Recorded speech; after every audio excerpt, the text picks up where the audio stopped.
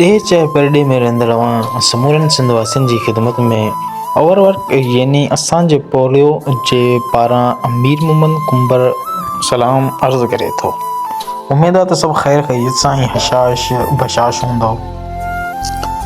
पहिरियों छोकिरीअ हिसो पंजूं काशिफ़ हुसैन कुंबर लेखक। हाणे मजबूरन शहर छॾिणो पियो। हाणे पंप ते तेल पे भरायो त साम्हूं आयशा ते नज़र पई, जेको मूंखां लिकण जी नाकाम कोशिश करी रही हुई।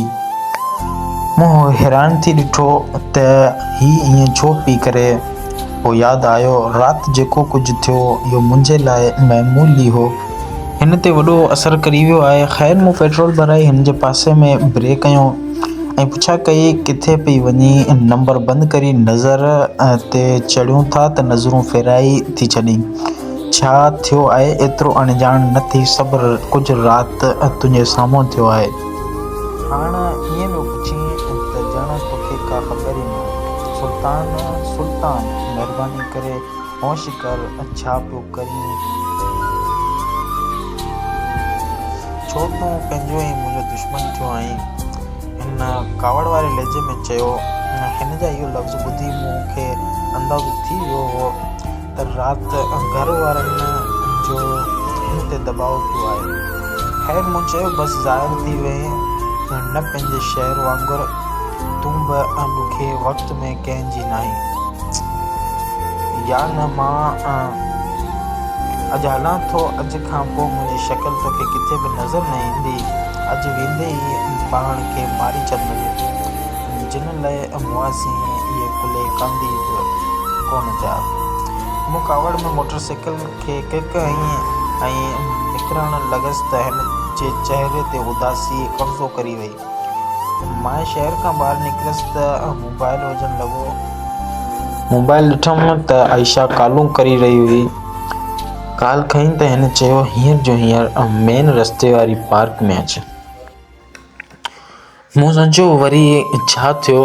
जीअं वापसी पार्क में पहुतसि त हिन हिकदमि मूंखे गले लॻाई छॾियो। न को डपु न फ़िक्रु। हिन गले लॻाईंदे चयो सुल्तान तूं मुंहिंजी ज़िंदगी आहीं। अगरि तोखे कुझु थियो त मां पंहिंजे पाण खे मारी छॾंदसि।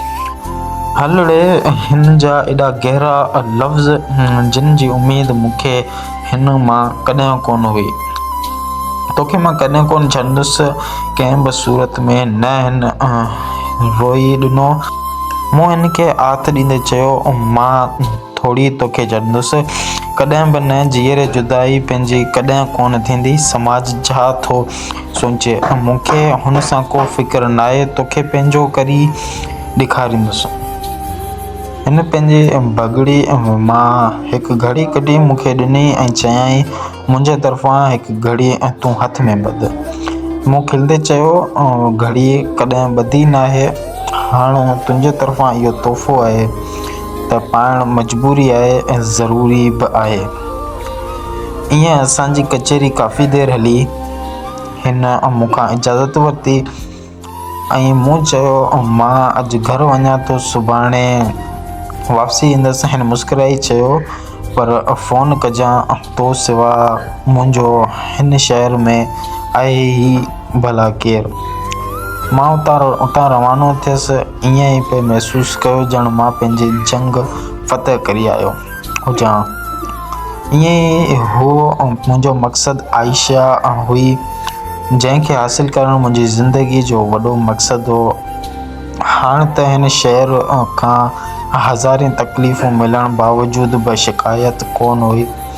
मां घर अची पहुतसि त सभिनी मुंहिंजो मेरनि कपिड़नि मां अंदाज़ो लॻायो त मां हिन वक़्तु कंहिं ईज़ा में आहियां।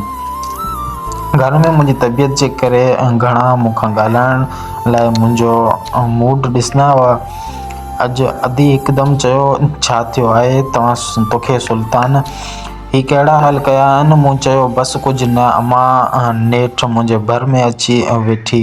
चयाईं मां तुंहिंजी माउ आहियां। मूं तोखे जनमु ॾिनो आहे। तूं जेको मुकमल घरां निकिरियो हुएं इहो मुकमल वापसी कोन आयो ऐं छा थियो आहे? इहो ॿुधा मूं खिलंदे चयो, बसि तुंहिंजी जांच शुरू। अड़े बाबा, वेझण जे करे मां अहिड़ो लॻां पियो। हल कल्ह वेझो हुअसि, हींअर वेझण वञां पियो, साॻियो थी थो अचां। अम्मा खिलंदे चयो, पुटु वेझण सां मामला हल नाहे थींदा।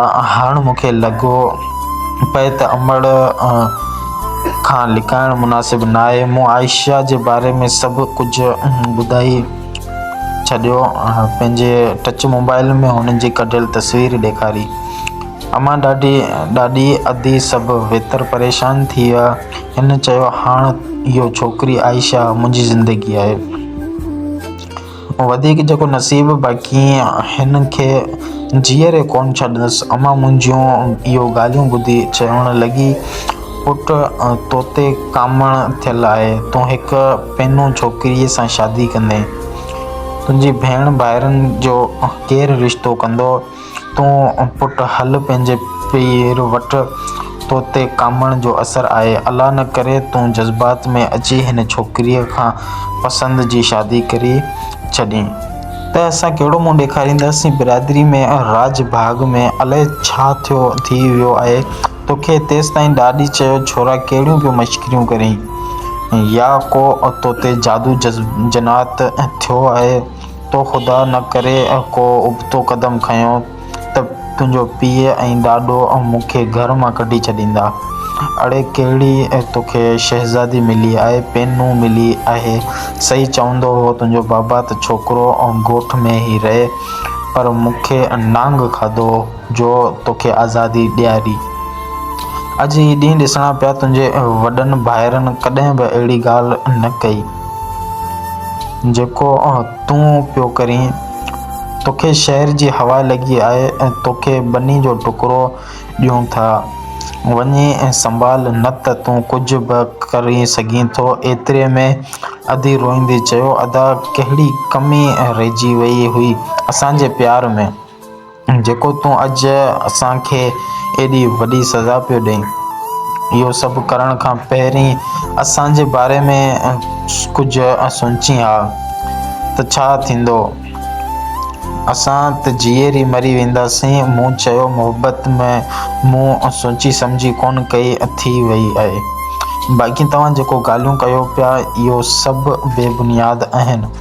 मां एतिरो चई वेझी घरां निकिरी आयसि त अमड़ ॾाढी रुनी ऐं ॾाढी परेशान थी वई। अधी पंहिंजे पाण खे कमरे में बंदि करे रोइण लॻी। शाम जो घर जा सभु भाती गॾु थिया, तॾहिं अमड़ रोईंदे सभु ॻाल्हियूं ॿुधायूं।